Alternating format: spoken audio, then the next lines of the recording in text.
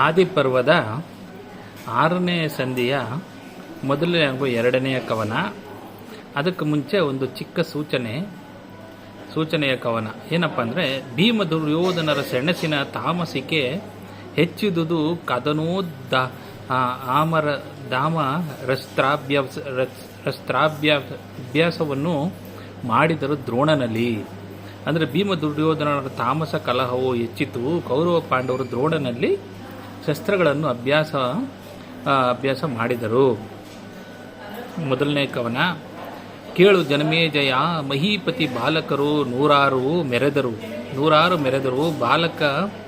ಬಾಲ ಕೇಳಿ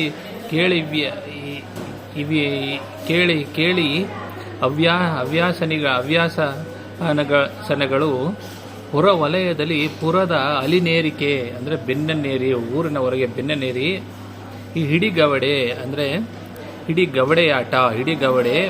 ಗುರಿ ಆಳು ಚೆಂಡಿನ ಹೊಣಿಕೆ ಅಂದರೆ ಗುರಿ ಹಿಡಿದು ಚೆಂಡಿನಿಂದ ಒಬ್ಬರನ್ನೊಬ್ಬರು ಹೊಡೆಯುವುದು.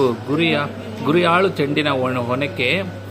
ಚಿಣುಕು ಲಾಲು ಗೊತ್ತನೆ ದಂಡೆಯನೆ ನಾನಾ ವಿನೋದದಲ್ಲಿ ಚಿನ್ನಿ ದಾಂಡು ಆಟ ಮೊದಲಾದ ಆಟಗಳನ್ನು ಆಡುತ್ತಿದ್ದರು ಎಂದು. 2ನೇ ಕವನ. ಗುಡುಗು ಗುತ್ತಿನ ಚೆಂಡು ಗಮ್ಮನ ಬಡಿವ ಕತ್ತಲೆ ಗುದ್ದು ಗಂಬದು ಗಡಣೆ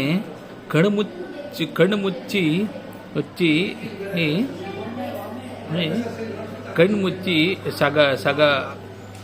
ಸಗವರಿ ಹರಿ ಹಲೆಗೆ ನಿಡುಗವಣೆ ಕೆಡುಹು ಕುಟ್ಟಿಗ ನಾದಿಯಾದವ ಗಡ ವಿನೋದದ ಲಾಡಿದರು ಪಂಗಡದಲ್ಲಿ 5 ಇವರಿತ್ತ ತಂಡ ಒಂದಾಗಿ. ಅಂದರೆ ಗುಡುಗುಡು ಅಂದರೆ ಕಬಡ್ಡಿ, ಗುಡುಗು ಗುತ್ತಿನ ಚೆಂಡು ಗಮ್ಮನು, ಕಬಡ್ಡಿ ಲಗ್ಗೆಯ ಚೆಂಡು ಮುಚ್ಚಿಟ್ಟುಕೊಂಡು ಹಿಂದಿನಿಂದ ಬಂದು ಹೊಡೆಯುವುದು, ಕಣ್ಣಾ ಮುಚ್ಚಾಲೆ ಕವಣೆಗಳು ಒಬ್ಬರನ್ನೊಬ್ಬರು ಕೆಡವಿ